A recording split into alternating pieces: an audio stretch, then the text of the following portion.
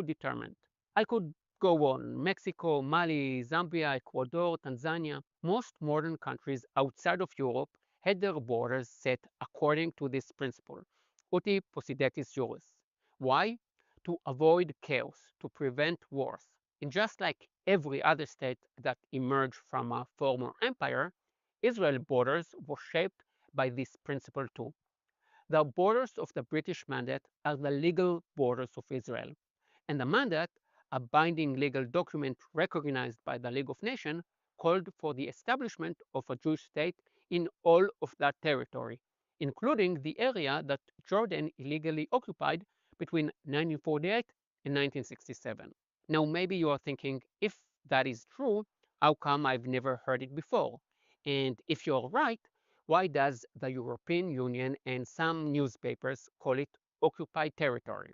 They cite Article 49 of the Geneva Convention, which says the occupying power shall not deport or transfer parts of its own civilian population into territory it occupies.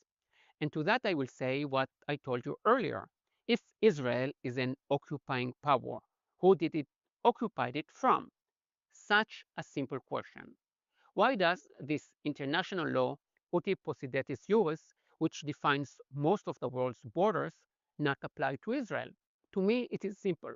If this rule applies to the rest of the world, it should also apply to Israel.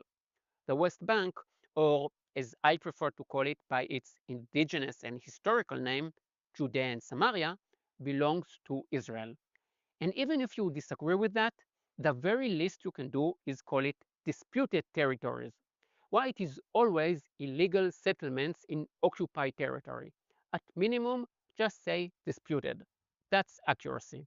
If you want to learn more about uti possidetis juris, I highly recommend Natasha Hausdorff's channel. She is an expert in international law.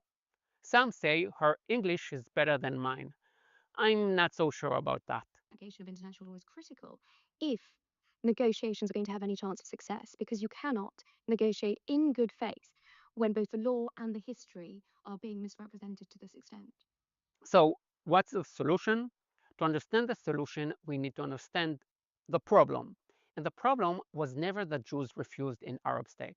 More than 70% of the mandate became an Arab state, Jordan.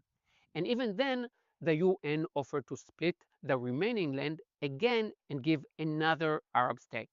But the Arabs said no, because the core of the problem is this. They won't accept Jewish sovereignty on any land, no matter how small. That's the truth. I will leave a link below to my latest video about the children of Gaza to help you better understand the society we're dealing with. That's the end of the first half, why I don't talk about the West Bank. Now to the second half, why I always talk about Wisconsin. People ask me all the time. To me, it is obvious.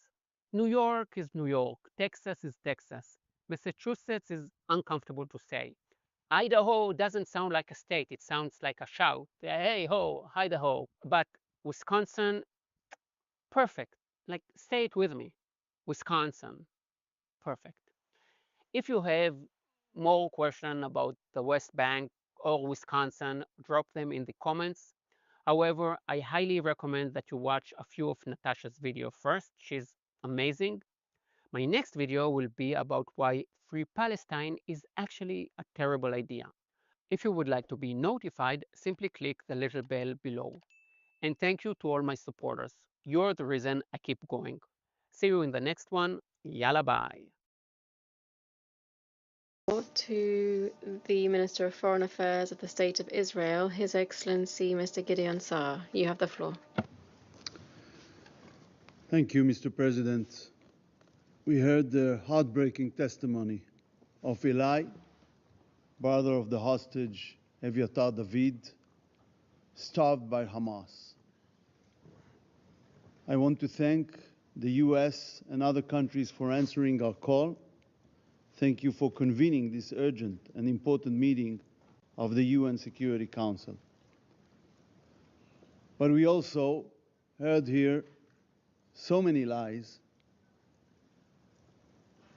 I cannot refer to them all, but it was really funny to hear Russian Federation representative after 3.5 years of a brutal invasion and brutal war in Ukraine and bombardments on civilian population in Kiev and other places speaking here the way he spoke. I also heard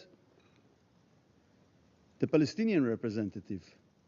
I must say the Palestinians learned propaganda from you, from the Soviet era, and you were good teachers. The Palestinians invented terrorism as a way to promote their means, and it includes all Palestinians' fractions. And until this very day, the Palestinian Authority continued to pay salaries to terrorists and terrorist families accordingly to the crime the terrorists committed. And this is how they encourage terrorism until this very day. You spoke about peace. From 1947, you had countless opportunities to reach peace. You rejected them all. I come here today as the Foreign Minister of the State of Israel, the sovereign state of the Jewish people, fighting for its existence for almost 2 years on 7 different fronts. I'm here today because our hostages are still there, starved, tortured by Hamas and Islamic Jihad in the dungeons of Gaza. On October 7th, Hamas invaded with no reason into Israel. It committed evil crimes like the Nazis and ISIS did. They murdered and raped women, killed children in front of their parents, and parents in front of their children. They beheaded people, burned whole families alive, took 251 hostages into cruel captivity. 50 of them are still there, starved and tortured. I want to read from the Dinah Project report. This report describes Hamas' sickening sexual crimes and atrocities committed on October 7th. And since then, bodies were found with objects inserted into their private parts. Bodies of naked women were found cuffed onto trees. Bodies were found with signs of genital mutilation. Most of the sexually assaulted women were among the 1,166 murdered of that day. After they were raped, they were murdered. They are forever silenced. But sexual violence continued for those taken in captivity. Amit Susana was released from Hamas' cruel captivity. She described bravely how she was forced at gunpoint to commit a sexual act on her capture. This is the pure evil that Israel faces. Hamas crimes are still ongoing. This past weekend, the whole world witnessed the cruel starvation of Eviatar David and Ron Braslavsky, tortured at the hands of Hamas and Islamic Jihad. The world saw their terrible condition, bones standing out in their skin like living skeletons, looking death in their eye. Eviatar was forced to dig his own grave. You just heard his brother, Eli. Hamas and Islamic Jihad used the starvation and torture of hostages as evil tools. It's part of a deliberate and well-planned sadistic propaganda campaign. Its goals: 1, psychological terror. 2nd, an attempt to create a link between our starved hostages and their blood libel against Israel. But it's a campaign of lies. Israel facilitated huge amounts of aid into Gaza since the beginning of the war, in an unprecedented way in the history of wars. And by the way, the quantities are growing every day, if you follow that. Yet is still accused of starvation. But the truth must be told. Hamas sadistically starves our hostages while the terrorists enjoy meat, fish, and vegetables. And we saw the brother of Eviatar demonstrated that with the photo of the well-fed terrorist with Eviatar in his terrible condition. And you all saw the thick, meaty arm of the well-fed terrorist next to Eviatar, the living skeleton forced to dig his own grave. We facilitating huge amounts of aid into Gaza. No other country acts this way in war, on such a large scale, under such difficult circumstances. But Hamas loots the aid and uses it as a financial tool. We hadn't heard a word about that from the Palestinian representative. The distorted Hamas terrorists cruelly decide if and what the hostages will eat, mainly what they will not eat. Eviatar spoke of entire days when he did not eat at all. Our sick and starved hostages still have not seen representatives of the Red Cross until today, despite this being explicitly agreed upon in the hostage deal in November 2023. The medicine they desperately need to survive has not reached them. While the terrorists, the murderers being held in Israeli prisons, receive medical care and nutrition, Hamas and Islamic Jihad torture our hostages. Terror states and organizations kidnapping civilians is not just our problem. But Hamas did it on a huge scale on October 7th. These terror states and organizations do so in order to ensure their own survival and interests. Terrorists inhumanely kidnap innocent civilians as tools to achieve their goals. In the case of Hamas, they try to force upon us their conditions remaining in power in Gaza. And don't illude yourself. They don't care that someone else will take responsibility on civilian issues, taking care of the ruins they left behind in Gaza. They want to stay the strongest military force to continue their war against Israel and its civilians. This dangerous phenomenon could happen tomorrow anywhere in the world. The world must put an end to the kidnapping of civilians. The international community must take it not worthwhile for the terrorists. Today it's Israel, tomorrow it's you. The world has been turned upside down. While Hamas runs its propaganda machine, a huge part of the international media is both ignoring the truth and buying its lies. I read the New York Times the day after Hamas released the distorted video of Eviatar David. I looked, but could not find Eviatar on the front page. And then I couldn't find his picture in all of the paper. I call on the international media. Put Eviatar and Rome front and center. Is this not newsworthy? We are witnessing an upside-down world. We are witnessing the twisted anti-Israeli agenda of so much of the global media. They shift the responsibility from the kidnappers and rapists to the attacked country. They shift the blame from terrorists to the victims. Instead of standing by Israel, you are blaming the victims of an attack from 7 different fronts. And I ask here at the United Nations Security Council, do you know what Secretary General Gutierrez tweeted after the horrible images of Eviatar and Rome were released? Not a word.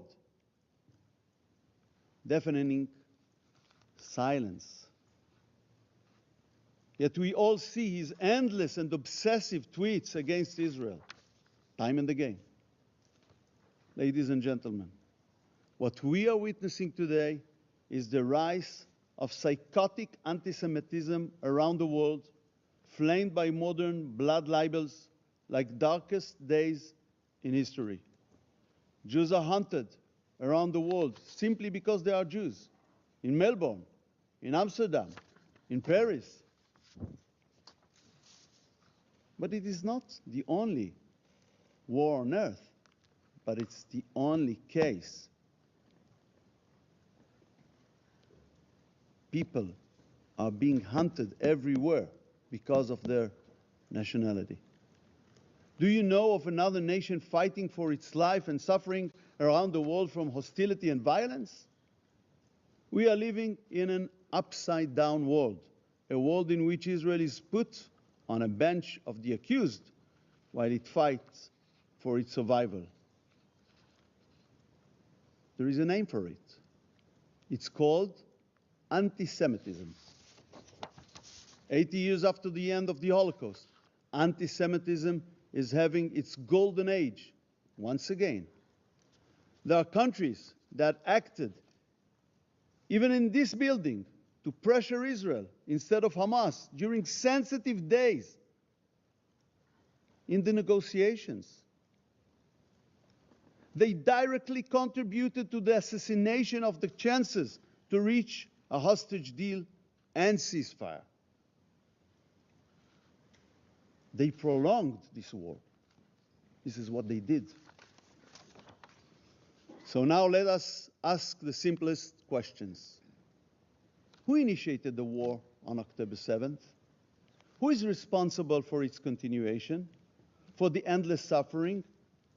There is only one clear answer: Hamas. Hamas invaded Israel and committed the October 7 atrocities.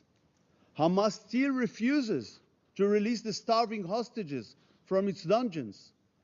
Hamas still refuses to lay down its arms. The call on Hamas to release our hostages must be front and center on the world stage. It must not stop until they are all come home.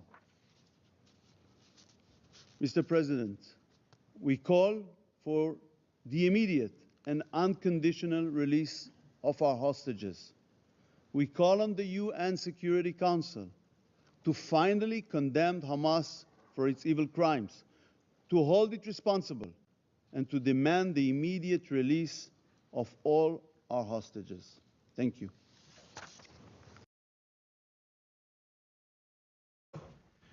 Good morning. This past weekend, Hamas and Islamic Jihad cruelly released horrifying videos of our hostages, Eviatar David and Rom Broslavsky. The world witnessed their terrible condition: starved, tortured. Eviatar was forced to dig his own grave.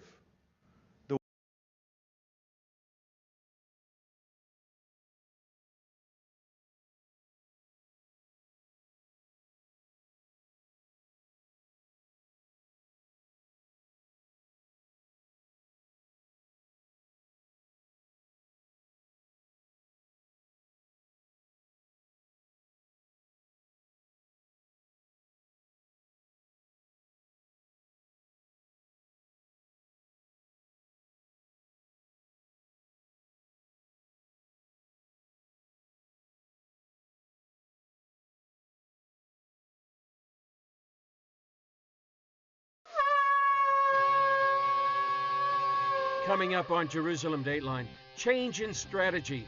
Israel makes plans to take over the Gaza Strip and retrieve the hostages, fueled by the release of a shocking hostage video. Plus, analysis from CBN President Gordon Robertson about the so-called two-state solution. and analysis from Gil Hoffman from Honest Reporting about international media coverage. And in Tel Aviv, CBN Israel partnering with the congregation, bringing dignity and honor to those in need. All this and more coming up on this edition of Jerusalem Dateline. Hello and welcome to this edition of Jerusalem Dateline. I'm Chris Mitchell. A disturbing new video released by Hamas this week has drawn international outrage and condemnation, and it's resulted in a change of strategy from Israel. Prime Minister Benjamin Netanyahu reportedly has decided to conquer the entire Gaza Strip. This comes amid calls from the Gulf states for Hamas to disarm and release the hostages. Here's the latest on these stories and more. The propaganda video released by Hamas Saturday shows 24-year-old Eviatar David barely able to stand. He points out the multiple days he hasn't been fed and digs what he describes as his own grave. You see them wasting away in a dungeon, but the Hamas monsters surrounding them have everything they need to eat. They are starving them the way the Nazis starved the Jews. Former hostage Tal Shaham confirms David was held in the same tunnel complex where he was kept. He says terrorists enjoyed air conditioning, cable television, and plenty of food taken from aid deliveries. Even when I was there, it's a severe vitamin C deficiency. It's really dangerous disease. And from looking on him now, I really think that he doesn't have more than few days to live. The video comes days after similar footage of 21-year-old Ram Braslavsky, a German-Israeli captive who said he was suffering unbearable pain and could not stand or go to the bathroom. European leaders, including the European Union, France, and Germany, have condemned the clip, saying Hamas must disarm and have no role in Gaza's future.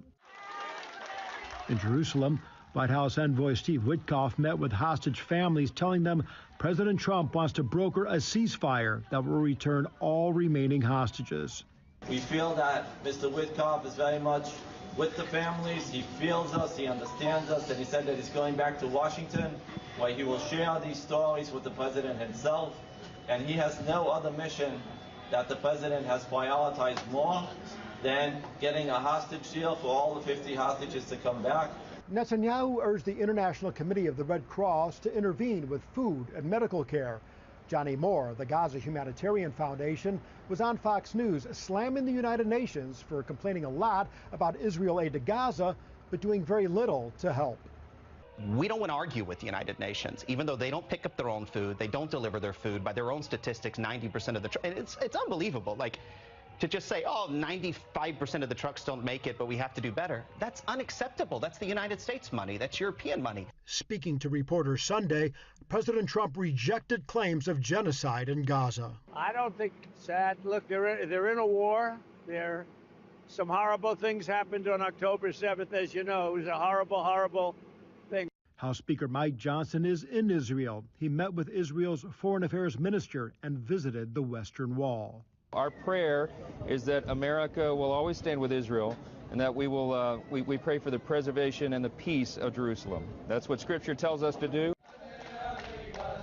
Just miles from the Western Wall atop the Temple Mount, Israel's national security minister led Jewish worshippers on Tisha B'Av, commemorating the destruction of Jerusalem's holy temple. And I say, from here of all places, we should send a message and make sure that today itself we conquer the whole Gaza Strip. In Jerusalem, Paul Petit, CBN News. Monday, Netanyahu announced he will convene his cabinet to give instruction to defeat Hamas and free the hostages. We must continue to stand together and fight together to achieve the war goals we have set, all of them. The defeat of the enemy, the release of our hostages, and the assurance that Gaza will no longer pose a threat to Israel. Later this week, I will convene the cabinet to instruct the IDF on how to achieve these three goals, all of them, without exception. Those three goals come in the midst of a battle between the U.S., Israel, and Hamas over who controls getting food to the people of Gaza. Friday, U.S. Ambassador to Israel Mike Huckabee accompanied Middle East envoy Steve Witkoff to visit the Gaza Humanitarian Foundation to report on the U.S.-Israeli-backed effort that's provided more than 100 million meals to hungry Gazans in the past 2 months. The most important thing I saw was the efficiency of the GHF operation, which, by the way, Hamas hates. They said it was their second most important thing to get rid of if they're going to have a deal to let the hostages go. What does that tell you? It's working. And the people of Gaza actually get the food for free, and Hamas can't steal it. Huckabee also talked to some of the people at the distribution site. They don't want Hamas there anymore. They're sick of them. But they're also have no mood to have the PLO or Fatah or one of the other Palestinian organizations run Gaza in the future. So I think it's moving in the right direction. It's interesting that most of the Gulf states now recognize that, say that Hamas must disarm, let all the hostages go. Maybe we need to get that message to France, the UK, Canada, and Ireland. All of those countries are calling for the establishment of a Palestinian state. What I'd say to them is, you've given Hamas a wonderful gift. You've made it much easier for them to hold on to the hostages. Why don't you put the pressure on Hamas instead of Israel? Why don't you do something to help the hostages rather than hurt them? And why don't you do something to stand behind the country that was attacked rather than stand behind the people who did the attacking? Huckabee's comments come after Hamas released video of emaciated Israeli hostage Eviatar David digging what he feared would be his own grave. People want to see starvation in Gaza? Look at the hostages. That's who's being starved. And look how well fed the Hamas members appear to be. Huckabee also called out the international media for its reporting on what's happening inside Gaza. The coverage has been deplorable. And the sad part is most of the information actually comes from Hamas. When they say that IDF soldiers are just mass shooting of innocent people coming to the feeding sites, that's a lie. They're the ones who are murdering people. They're murdering them who are getting food that they didn't have to pay for. And then they blame it on Israel. And the sad part is the international media just buys it hook, line, and sinker, reports it as truth, and they're perpetuating one of the biggest lies in all of history. Given the challenges Israel is facing, Huckabee says people need to pray. I hope people will recognize that Israel is in a very tough place. They need to pray that Israel can get this over with, but most importantly, pray that all the hostages come home. I think President Trump is on the right path when he says Hamas has to go. They have no future in Gaza, and I hope people will listen to the president. Coming up, a conversation with CBN CEO and President Gordon Robertson about calls for a two-state solution and more.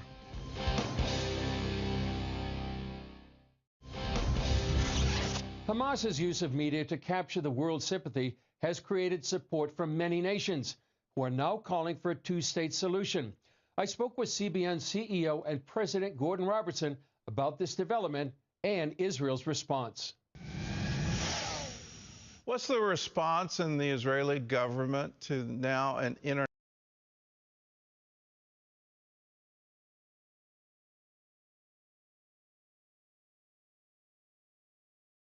international push for a Palestinian state? Well, Gordon, from the foreign minister, the prime minister, and other leaders are saying it would be a reward for Hamas and for terrorism. And the question some are asking here, Gordon, is where did this whole international push for a Palestinian state come from? And it's really kind of simple. First, Hamas steals much of the food and aid going into Gaza, creates a humanitarian crisis. Then Hamas blames Israel, and this puts pressure on world leaders. So they pressure Israel to declare not only a ceasefire, but also a Palestinian state. So this convinces Hamas their strategy's working, so they stop negotiating. And by the way, the accusations of famine began just weeks after October 7th, Gordon. Much of this is happening, and it's really the battle for truth here in Israel.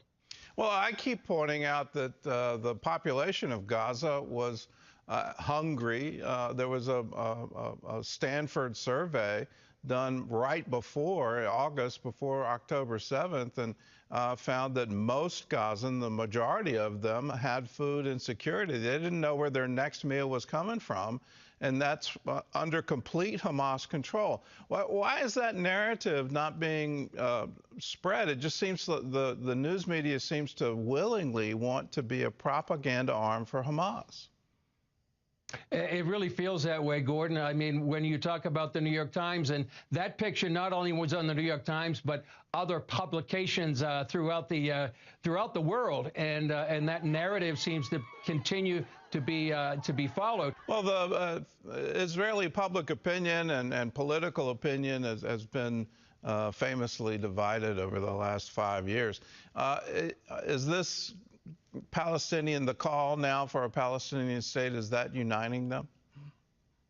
It really is. I mean, the Knesset voted overwhelmingly just a few days ago to reject a Palestinian state. Polls show a majority of Israelis don't want a Palestinian state.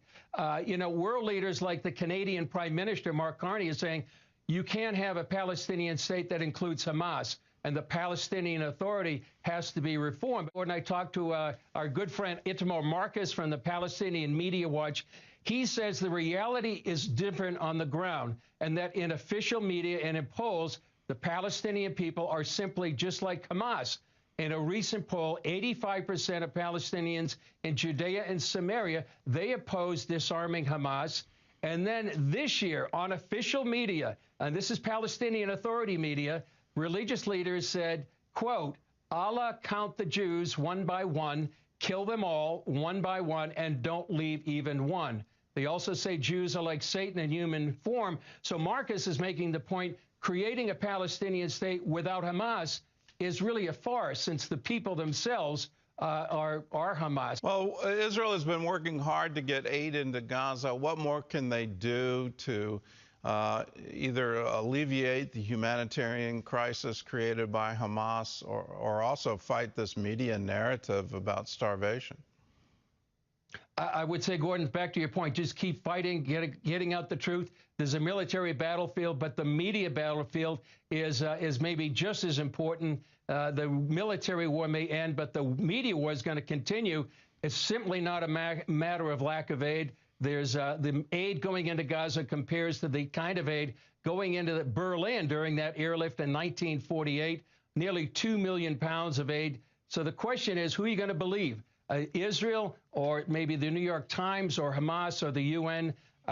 Yesterday, we talked to Gil Huffman of HonestReporting.com. He says people need to decide if Israel is a pariah, if it's committing genocide, or did it save the world by fighting Islamist fundamental terror in Iran and in Gaza as well. And he says it's really important for Christians to be that watch this show to tell their friends the truth about Israel on their own social media. Well, can you, right before the announcement of the Abraham Accord, there was a move in Israel to declare sovereignty over the West Bank. Is that now back on the table? Is that something we should anticipate happening in the near term? I think so, Gordon. There's growing momentum. The Knesset passed a non-binding referendum to declare Judea, Samaria, and the Jordan Valley that integral parts of Israel's biblical and national heritage, and they urged the government to extend sovereignty over these areas. And even the language is changing, and it's on Capitol Hill. Senator Tom Cotton introduced a bill to have the U.S. stop using the term West Bank in all federal contexts and use the biblical term Judea and Samaria. So there's a coordinated push on both sides of the Atlantic, and it marks a major shift in policy, and it recognizes the biblical roots of the land of Israel. Still ahead, Gil Huffman from Honest Reporting on Hamas's control of international media coverage.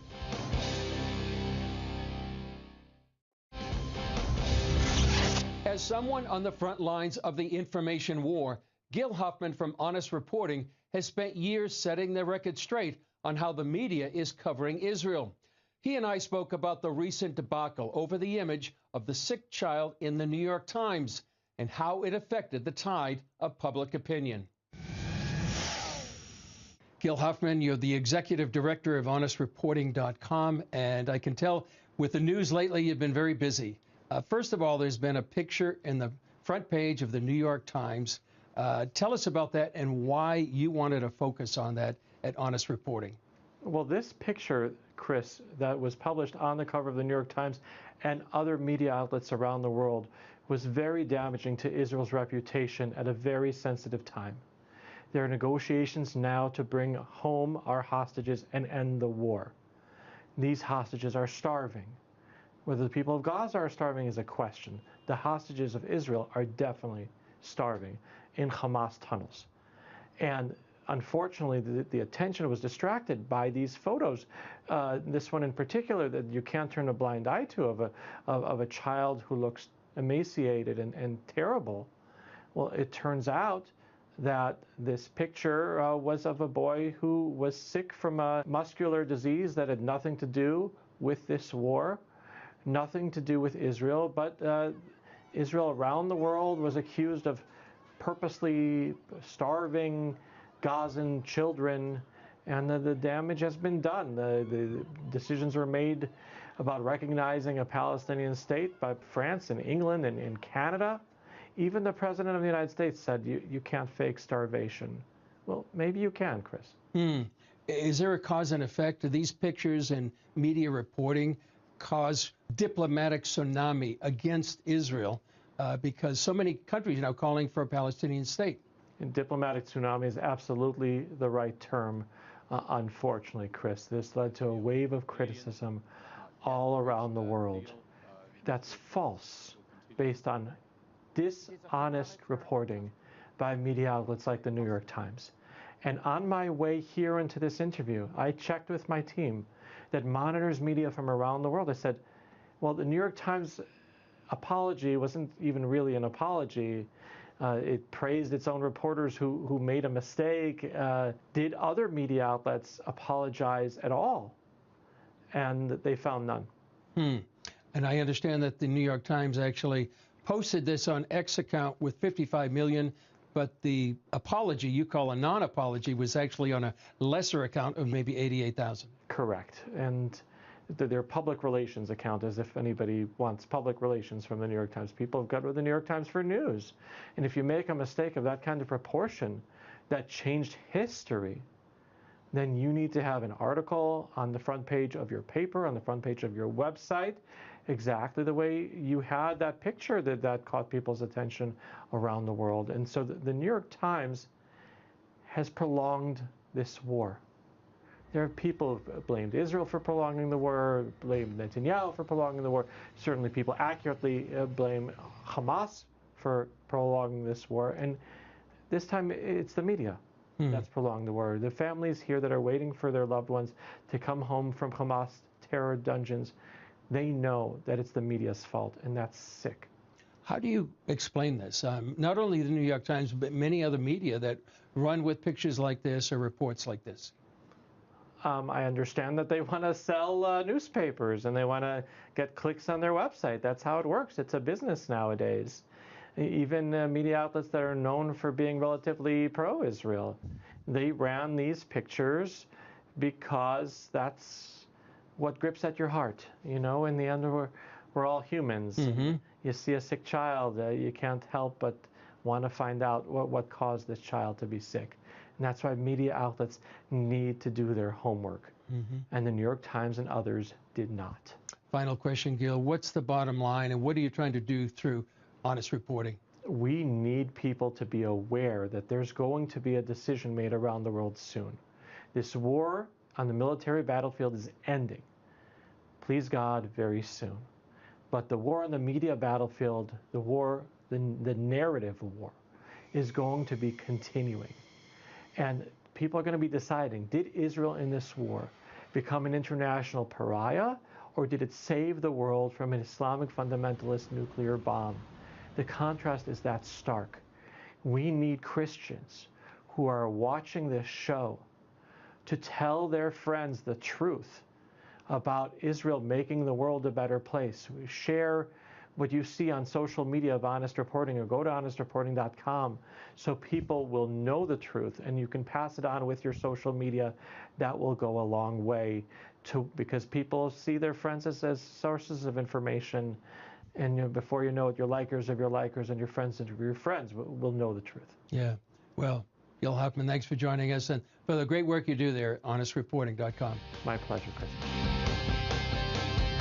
When we come back, meeting practical needs in Tel Aviv, CBN Israel partnering with the International Christian Fellowship.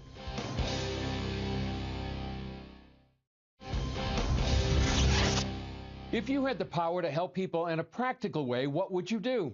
One woman dreamed of a stress-free shopping experience that would honor its customers who need food or clothing.